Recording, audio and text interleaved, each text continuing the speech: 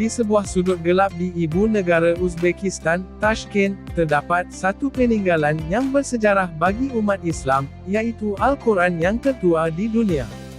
Al-Quran ini berasal dari zaman pemerintahan Khalifah ketiga yaitu Uthman bin Affan. Uthman bin Affan merupakan perintis buku Al-Quran pertama, setelah sebelumnya Al-Quran hanya dihafal atau ditulis di atas lembaran kayu dan tulang unta. Pembukuan Al-Quran pertama ini dilakukan Uthman bin Affan ketika berada di Madinah.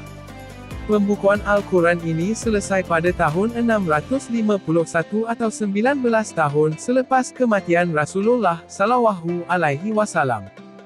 Pembukuan ini dilakukan Uthman untuk mengelakkan perselisihan dan perbezaan bersih dari ayat Al-Quran, sehingga beliau memutuskan untuk membukukannya. Di Tashkent, Al-Quran ini disimpan di sebuah kawasan yang dikenali dengan nama khas Imam, lokasi yang jauh dari orang ramai. Lokasi simpanan Al-Quran ini terletak berdekatan dengan makam saintis dari